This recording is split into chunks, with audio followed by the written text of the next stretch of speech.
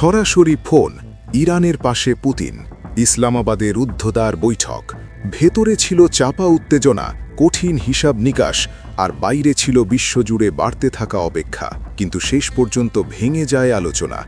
কোনো চুক্তি নয়, কোনো সমাধান নয়, খালি হাতেই ফিরে যায় যুক্তরাষ্ট্রের প্রতিনিধি দল। আর ঠিক সেই মুহূর্তেই বদলে যেতে থাকে বিশ্ব রাজনীতির দৃশ্যপট।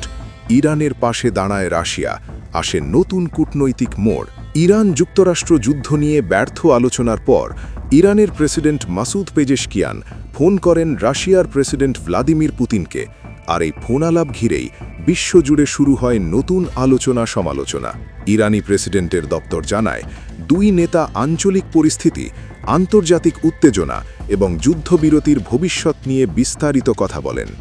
আর এই আলোচনা হয় ঠিক সেই সময়ে যখন পাকিস্তানে যুক্তরাষ্ট্র ইরান বৈঠক ব্যর্থ হয়েছে।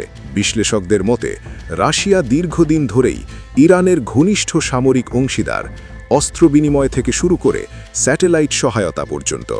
তবে এখনও পর্যন্ত রাশিয়া সরাসরি এই সংঘাতে জড়ায়নি। এদিকে ব্যর্থ আলোচনার পর ডোনাল্ড ট্রাম্প আবারও কড়া বার্তা দিয়েছেন।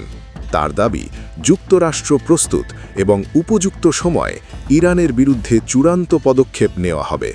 তিনি আরও বলেন, মার্কিন বাহিনী লকড অ্যান্ড লোডেড অবস্থায় রয়েছে এবং প্রয়োজন হলে ইরানকে শেষ করা হবে। সব মিলিয়ে একদিকে ব্যর্থ আলোচনা, অন্যদিকে রাশিয়া ইরান ফোনালাপ, আর তৃতীয় দিকে যুদ্ধের ছায়া।